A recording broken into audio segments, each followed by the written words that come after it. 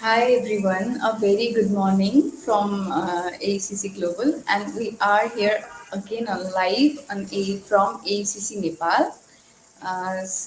Starting with the introduction, I am Roxa Sharma, and I currently hold the position of counselor, and I look after the multi-destination countries. Uh, mm,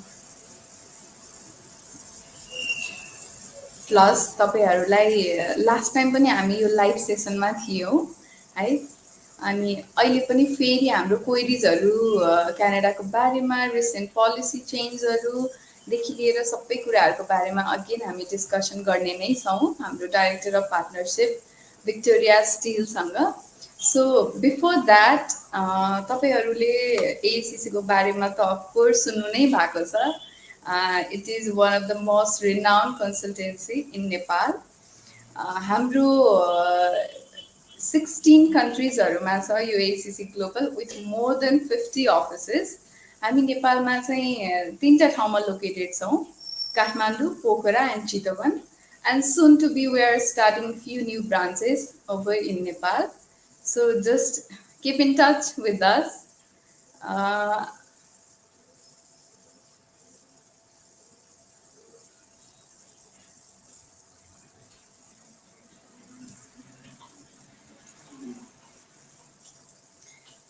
तपाईँ हाम्रो यो office चाहिँ चारखाल दिल्ली बजारमा located छ तपाईँहरूले हाम्रो गुगलमा in case location थाहा पाउनु भएन भने पछाडि हाम्रो गुगलमा पनि छ गुगलमा सर्च गरेर आउन सक्नुहुन्छ अर यु क्यान डिरेक्टली कल अस हामी एनी टाइम एभाइलेबल हुनेछौँ सो बिसाइड हाम्रो प्रोसेसिङ लाइक हामीले गर्ने कन्ट्रिजहरू भनेको Australia USA UK Canada New Zealand Ireland Germany लगायतको कन्ट्रीहरू हामी गर्छौँ र हाम्रोमा आइएल्स पिटिई एसएटी जिआरई जिम्याट क्लासेसहरू पनि एभाइलेबल छ तपाईँहरूलाई कुनै अब हेरिराख्नु भएको छ जुन क्लासेसहरू लिनको लागि कन्फ्युज हुनुहुन्छ कहाँ जाउँ कहाँ राम्रो पढाइ हुन्छ भनेर कन्फ्युज हुनुहुन्छ भने please visit us or give us a call.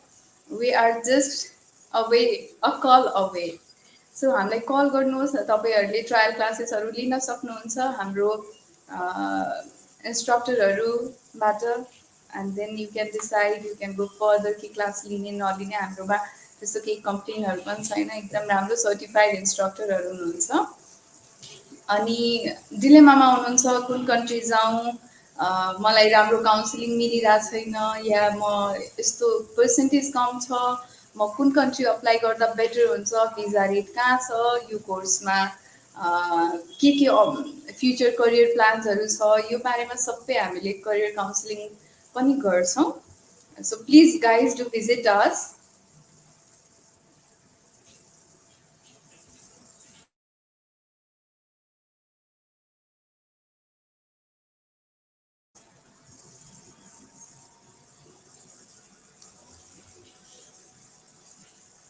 So हाम्रो introduction चाहिँ सकियो. Now let's welcome our Director of Partnership, Canada, Victoria Steele. Hi Victoria, very good morning from Nepal. Hi, I guess good morning. Yes. Yes. Hope you are doing well. I'm doing well, thank you. A little bit sleepy. I'm sorry, everybody. It is late here in Canada or early, depending on how you look at the clock. But really happy to be here and be able to host another session with our team in Nepal and hopefully be able to answer a lot of the questions that you might have about some of the recent changes in Canada. Yeah, sure. Thank you. We're very grateful to have you. Even at night, you're there with us. I promise I'll stay awake. It's almost 1 o'clock in the morning. So I took a nap this afternoon trying to prepare, but I'm looking forward to being able to talk about some of the changes, some of the information that we've learned since the original announcement came out on January 22nd, But then also look at the topic of accommodations. I know a lot of students have questions about affordability and trying to find accommodation in Canada. And so we might as well use the time that we have together to try to be able to gather some more resources and use the time wisely while we wait for more updates from the government here in Canada. Yes, yes.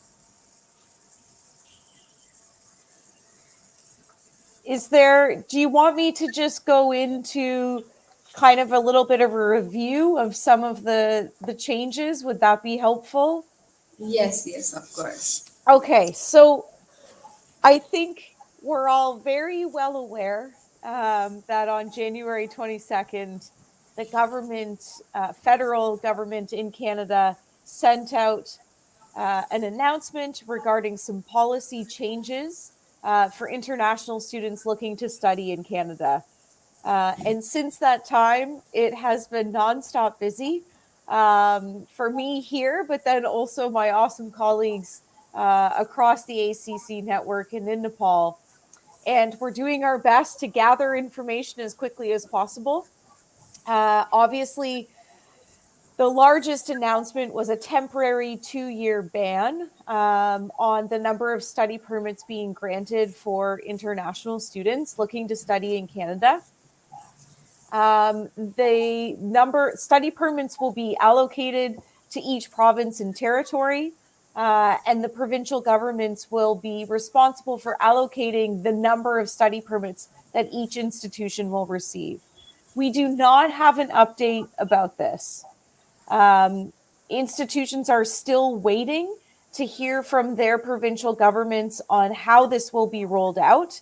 And so you will see some changes in the way that institutions are approaching upcoming intakes, their processing of applications, delivery of LOAs or letter of acceptance, etc. So I'll talk a little bit about that, but that's certainly the biggest update overall. Um, Secondly, and effective immediately, as you know, students will need a provincial attestation letter to accompany their study permit application. Each province is meant to create this letter and provide it to students. So, as you know, Canada is a big country, and like the United States, we have provinces as opposed to states. So, each province and the government of each province will be figuring out how they're going to create this letter and deliver the letter to the students that are needed. There are no updates here, unfortunately. Each province has until March 31st, 2024, to be able to roll out this process.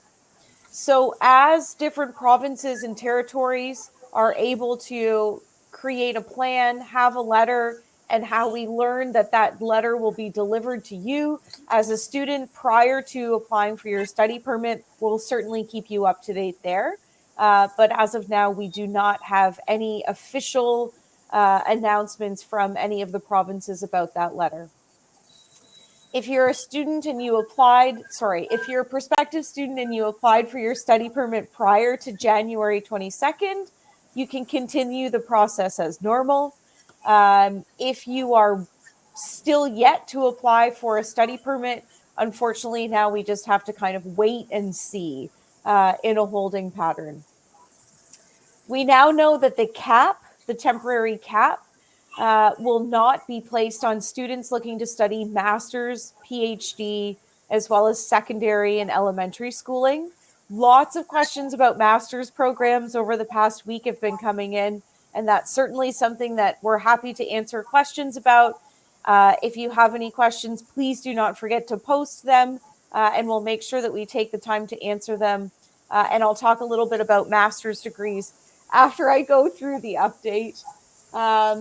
We also know that the postgrad work permit, or PGWP, will no longer be available for PPPs or public private partnership institutions. And so some students are learning a little bit more about what that means for them. If the plan was to attend one of these PPPs, or you hold an admission letter from a PPP and you're not sure what you want to do, this is what AECC is great at is certainly come in and talk to us about some of your choices. We have updates from institutions that are opening up more seats in their programming for students that might be looking to switch from a PPP directly to a public institution. So certainly the counselors and consultants at AECC can help with that. And lastly, more announcements to come regarding open spousal work permits. And so, open spousal work permits for spouses that might be accompanying as a husband or wife to someone studying. This looks like it will only be available for students studying master's, PhD, and professional programs.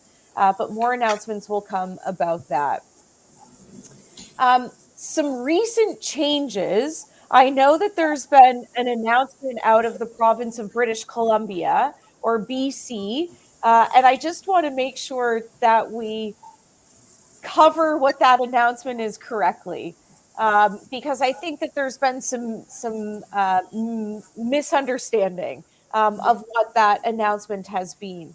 So, British Columbia or BC as a province and the schools there continue to welcome international students. What there is there's a pause on approvals for new schools, not for students, for schools. So the province of BC has said we will not be opening any more colleges or universities. It is not a ban on students. It has nothing to do with international students being welcome to the province of BC. You're still welcome to apply for schools, study permits when we're ready, and then attend school in BC. The pause is on approvals of new post secondary institutions.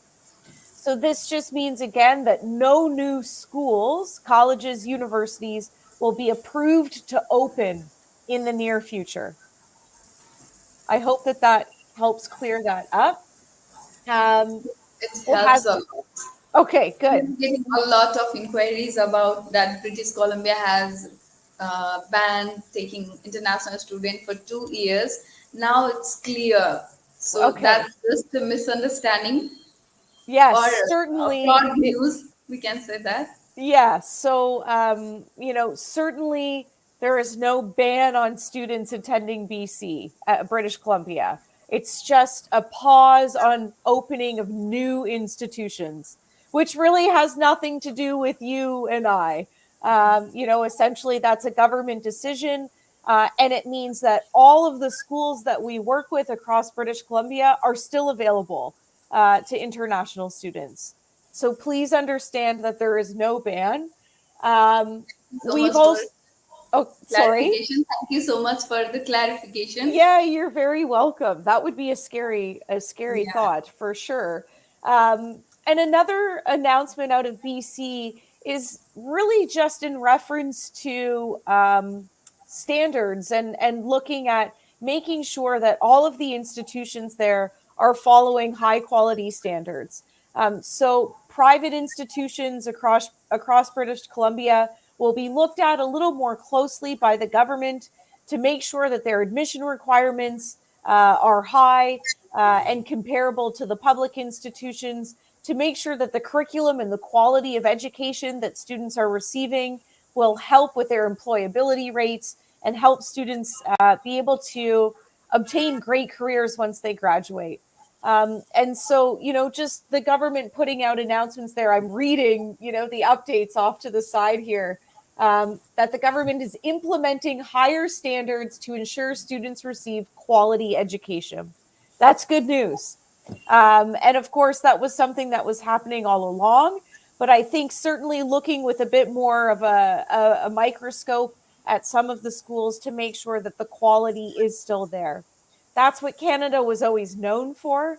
That's what EduCanada and many of the colleges and universities here are so proud because of the great quality that we provide in terms of curriculum and experience and employability for students. We want to make sure that we're still seen as number one globally in terms of a quality education. And so the government's really just stepping in and saying, hey, we're going to continue to do a good job on this. And actually, we're going to take the next couple years to make sure that we're turning up the dial in terms of the standards. Um, Lastly, it's just private training institutions will now require minimum language skills to ensure new international students are better prepared. So, again, the government taking a look at some of the language scores that might be needed to be able to obtain entry into one of the schools, and making sure that, there isn't really a dip in terms of an IELTS or a Duolingo or a TOEFL or Pearson or Kale or whatever English proficiency test you might be writing, looking at kind of setting the bar across colleges and universities to make sure that students are able to receive the most from their studies. And obviously, language skills are a big part of that. And so making sure that students are well prepared to be able to handle the studies that are before them when they enter a program. So those are the big kind of clarifications or announcements out of BC. We'll see similar things out of other provinces, hopefully this week. The sooner the better for you and I and all of us. But again, to reiterate, if you've just joined us, there is no ban on international students in BC. That is fake news. It is just a pause on the creation of new colleges and universities in the province. Good? Yes, yes. Thank you. Thank you so Okay. much. You're This is welcome. the most happiest fake news we have heard. Good. You know, Good. Well, I'm glad I we're can. so in relief that yes, British Columbia is still open for international students. Yeah, You can absolutely. still apply to the college and university in BC. Absolutely. And AECC partners with the large majority of colleges and universities in BC. And so please make sure that you're coming in to the offices, walk on in, or make sure you're connecting with us virtually. And you can continue to look at choices across BC, because there's a lot of great colleges and universities to join. Can I talk a little bit about master's programs? Is Sure, that sure. We'll okay? be So happy to hear that. I know that there's been a lot of questions about masters. Right before I answer that, one important thing that I want to continue to say is you need to keep applying. Last week, yeah, a week ago today, when we had a live session, there were plenty of questions from prospective students saying, should I apply? Should I wait? What should I do? I think the important thing is to know that a lot of the pressure right now on the system is on study permits. Colleges and universities are still continuing to accept applications for May, for fall, so that's September intake. And now many institutions also are opening up for January 2025. Please continue to apply. And obviously, AACC can support you in that. And know that because an institution takes about 10 business days, if not a little bit longer, to process your application, you're still going to have to go through that process, wait for your admission status, and then hopefully be able to go on and apply for the study permit. This could be cleared up at any time. And so, it's certainly like you want to make sure that you're taking step A while we're waiting for step B to be remedied. So certainly continue to apply. Um, some institutions are pausing offering an LOA, but that's very few. And AECC is receiving all of the updates from our institution partners on who is continuing to process, who will provide an LOA, and who might be keeping that LOA or that letter of acceptance back. So we can work with you on what schools those are. Lots of questions around master's programming. AECC works with plenty of universities that offer master's programming. Um, just note that master's programs are competitive. The admission requirements are higher. They might be looking at a 6.5, a 7, or a 7.5 for an IELTS.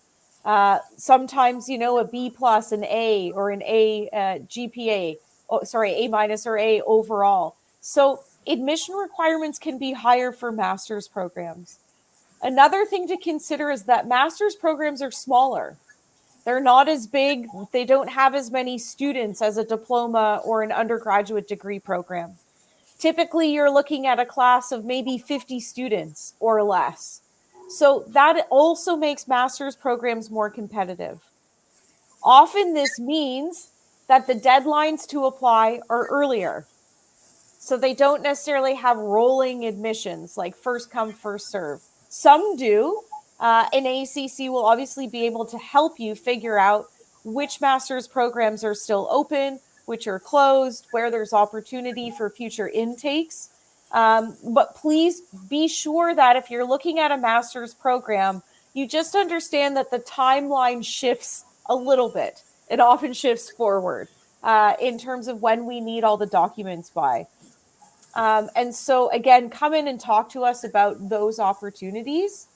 And the last thing is, with some of these updates that applies to master's, undergrad, different types of programming, a lot of institutions are looking at now commencing studies online again.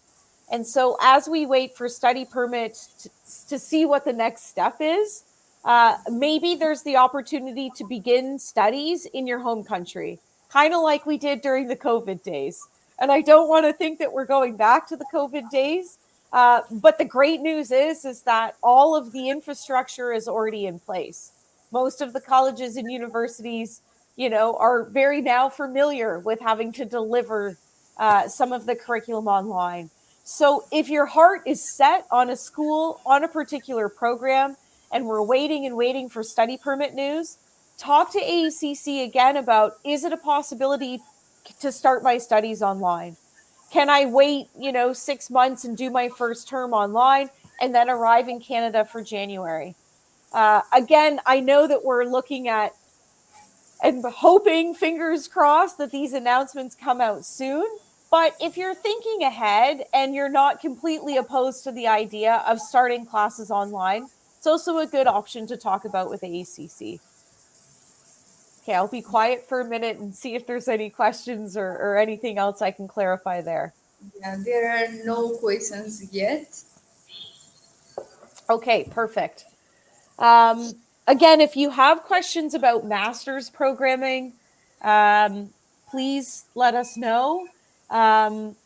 Again, with masters, most of the time you're looking at course-based programming. Research-based programming is available, but it's very, very small class sizes, very competitive. So if you're thinking about an MBA or a master's in accounting or public health, any sort of health sciences, come on into AECC. Let us take a look at your transcripts from your undergrad and determine eligibility for a master's program. Okay. Should I talk about affordability? Should I talk about Yes, yes, accommodations? yes, Okay. yes. So I feel like I'm talking a lot. My face hurts from smiling, but it's okay. So in terms of affordability, this is kind of just to switch, pivot kind of themes here in the middle of the session, but we get a lot of questions about affordability. We get a lot of questions about affordability by province. And I think as news rolls out by province, we'll also start to see an increase in questions, about affordability if Alberta makes an announcement or New Brunswick makes an announcement. As you know, the cost of living has been increasing in Canada overall. And the cost of living has especially been increasing in the provinces of Ontario and Toronto. Oh, sorry, I'm tired. Provinces of Ontario and BC, in cities like Toronto and Vancouver. But overall, the cost of living is really increasing everywhere. All of this information is available online. You can certainly, use Google to the best of your ability and look at the cost of living. Right now in Canada, for people who are thinking about cost, might be a little bit more price sensitive. There's certainly more of an attraction to the Atlantic provinces. So that's going to be what we call out east in Canada. Your provinces that are east of Quebec, New Brunswick, Newfoundland, Prince Edward Island, Nova Scotia, Newfoundland, Labrador, I should say. Am I forgetting of any of them? I think I'm good there. And so, the cost of living in Atlantic Canada in those provinces is generally more affordable.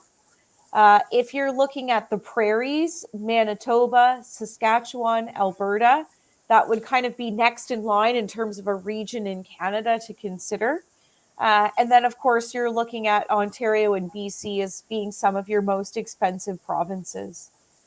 Um, Again, a lot of this information is available online. What I would also consider looking up is the amount of money that you would make for minimum wage. Minimum wage is the bar that you cannot make a wage lower than this in any given province. And minimum wage is set province to province. And so, as a student in Canada, you're eligible to work for a maximum of 20 hours a week. Obviously, most of the time, students are working that 20 hours to be able to support tuition and their cost of living. And so, the minimum wage is going to meet the cost of living in a particular province. So, the minimum wage in Ontario and BC is higher because the cost of living is higher. Certainly, that's something to look at when you're doing your research to be able to determine, the cost of living, how much that can contribute to your tuition. And then as we kind of look at rent and other expenses that you'll have, how can working contribute to that? Some of the largest concerns around affordability are obviously to do with accommodation.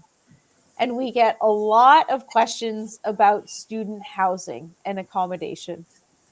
Unfortunately, Canada has had some bad news about accommodation, having heard student stories about struggling to find places to live.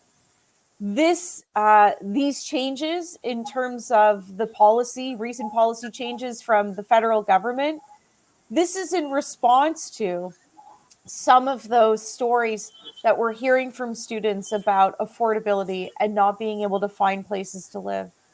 The government is now putting more accountability on colleges and universities to have housing for students, especially first year students who are just arriving to Canada.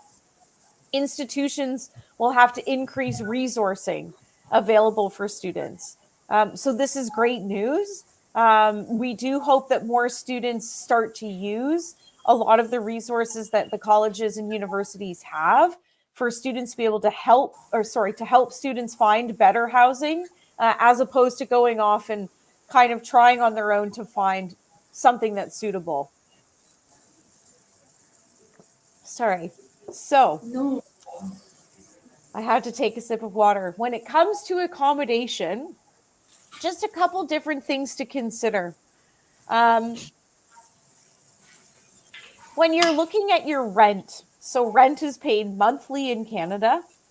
And when you first rent an apartment or you rent a room in a house, anytime you first decide where you want to live, a landlord is going to ask for your first month and your last month of rent together for your first payment. So the first payment that you make will be 2 times what a monthly normal payment would be. Your first month rent is your first month's rent. The last month is generally taken as a deposit. And this is if you leave before your time is over. So your rental agreement usually has a time for about a year. So if you break that and you leave early, the landlord will keep the rent. Sometimes last month rent is also considered to be a deposit for any damage. Sometimes landlords will also ask for extra funds for some sort of deposit there. But please be aware when you're looking at the cost upon arrival, Most of the time, if you're looking to rent a room or rent a house or an apartment or whatever it might be, your landlord is going to ask for double the amount first and last month's rent when you first arrive. So be prepared for that. The second thing that's really important to know when you're looking at housing options, you need to consider what is included in the rental price. So when you're looking at different postings, whether it be through an institution's website or a private website, it will give you the cost of the total rent, but it should also tell you what is included in the rent. It might just be the fee for rent, but you also need to consider things like heat. We pay for heat in Canada. So to turn the heat on in the winter, you pay for it. Obviously, the price goes up in winter. um, we pay for hydro, so to keep the lights on. You also need to pay a monthly fee for your hydro. We pay for water in Canada. Generally, we pay quarterly. I'm not sure what it is province to province, but we pay for water. And so, your showers and your baths and your dishwasher and anything else that might be running, we pay for water here. I laugh because it seems surprising because we're a country that's full of water, but we pay for water. You also want to figure out if internet is included. Some of the time, internet will be included, but it might not be the best internet. It might be a slower, internet provider. And so maybe you want to upgrade. Things like parking. If you plan on having a car, is parking included? Can be quite expensive sometimes here. Air conditioning. If you're here in the summer, sometimes landlords will charge more for air conditioning. All of these things add up. Generally, heat to run your heating bill in Canada during, January or February, sometimes it's a couple $100, $200-300, which would be split between you and your housemates, or it's included in your rent. Again, it depends how your landlord does it. Internet here, you're looking $50 to $100 a month, sometimes more. Hydro is a little bit less, water is less, but again, it's very important that you consider what's included. If you're looking at a rental price tag and it says $350 a month and you think, wow, that's great, but nothing is included, it will be $350 a month plus hydro, heat, water, internet, laundry, everything else. That might be another $300 a month or $400 a month. And so it's almost like the price tag is not the true story. It's just somebody trying to get your attention. And so again, when you're reading the accommodation postings, you need to make sure you're looking at what's included. If it isn't clear, send a message. Ask what is included. Because again, you want to make sure that you're prepared for those costs. In terms of where to find accommodation, obviously AECC can help you. We have official partnerships with different accommodation providers, Casita being, one of the most prominent in Canada. You can, put in the location of where you'll be living, and there's different options in terms of the type of housing and obviously the cost. Other external service providers, there's plenty of them that are, you can Google, or I guess you can just type into your URL and find there's rentals. Kijiji is like our marketplace. And so you can go to Kijiji and look at accommodations that might be posted. Roomster, places for students. There's a lot of different kind of platforms and marketplaces available to be able to help students find accommodation. But due diligence and make sure, again, that you're looking at what is included. You're reaching out to the landlord. They should be able to answer questions in advance. You should not be signing any agreements that you haven't read thoroughly. Don't just sign a line that says, is a contract full of information that you don't understand. You need to be very thoughtful in terms of taking the right step. What I highly encourage you to do is to work alongside the institution that you're going to be attending. Most institutions have off campus living websites. Off campus living websites will list different options for housing off campus. It means that the sometimes it means that the listing has been pre-vetted by the institution. Somebody has gone to go and make sure that it's legitimate and that the plugs work and the lights turn on and there's warm water. It often means that the landlord's contact information is kept by the institutions, and so the landlord is pre-vetted to a certain extent as well. So it's trusted. So certainly, working with off-campus living and any of the student associations or the housing supports that are available on campus, they know the trusted partners that have options available for you. Another thing to consider is living on campus. I know it's not overly popular for students from Nepal to want to live on campus, but often the cost of living on campus is is equivalent to living off campus. Depending on where you go to school, the price on and the price off might be about the same. And so, certainly in your first year of studies, looking to live on campus is a great option. A lot of the time, universities especially will offer first year students, it's guaranteed to have a spot in residence. The stress is gone.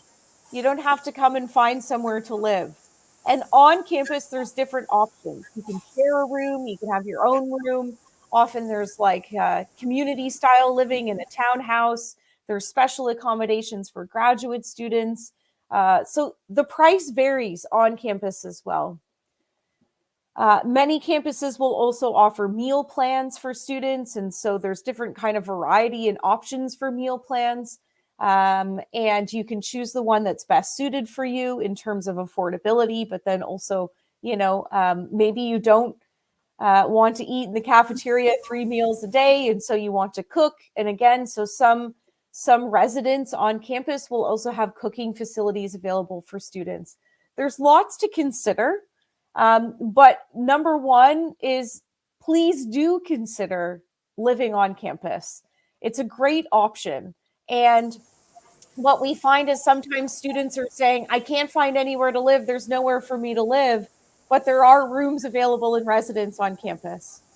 So definitely look at the different prices, use the resources available for you, look to see what's included in the total price, and how does that compare to living in residence on campus. I think a lot of the time you'll see that it's very comparable. Okay, I'll stop there. If any questions have come in or anything else that I can help clarify. Yeah, yeah. Thank you so much for making clear about the accommodations and living expenses in Canada, how the about the wages rate. Sure, no problem. Yeah, you made it clear. So we have no comment yet. You made it even clear last time when we were on live. Well, it's also maybe now because today's Monday morning, right? So Yeah. everybody's busy. I believe, and maybe this is something for Supriya to confirm as well. I think our next session will be live on Sunday morning, right? And so Sunday morning your time, Saturday night my time. And so maybe some more people will have time to kind of put questions and comments, because hopefully you'll be sleeping in and just waking up, and be able to watch the live stream from the comfort of your own home as opposed to being at school or on the way to work or something. I think the important thing is continue to check in with AECC. I don't know when these announcements will come out. Nobody does. And so maybe we'll wake up tomorrow morning here in Canada and we'll have some updates. Hopefully, we certainly are wanting to hear updates from both the federal government in terms of clarifications, but then also our provincial governments as well. I understand and I empathize with the frustration, the anxiety that this causes for students and their families. I'm sorry that this is happening, and that's a very Canadian thing to do, is apologize all the time. But certainly, we want to make sure that you're not deterred from looking to study in Canada, and hopefully in a month from now it'll be over. And so a month isn't a long time, and we encourage you again to come in and speak with AECC. If you're not close to an AECC office, connect virtually with the team and chat about what some of the options are. We have well over 125 different partners in Canada. And so, we'd be happy to be able to find the right choice for you right now for the current situation. Okay, that's it for That's me, yeah, I think. it's all clear about the all of the questions we were have, and Okay, moreover about the ban on British Columbia. That's the most important thing. no ban. Yeah, yeah. You are welcome to BC. So yes, yes. You all are. You all students are welcome to Canada. So whoever is watching us live, so please do connect us if you are interested in Canada, know about the work permit and colleges, courses, jobs. We are here to help you. And Victoria, thank you so much for having us. We You're are very welcome. so grateful to have you. I'm lucky to be here. Thanks for having me, and I'll see you again soon. Yeah, see you again. Okay, Thank you I'm so going much. to bed. Good night. Yeah, bye Bye bye. Good bye. night. Bye bye. Bye.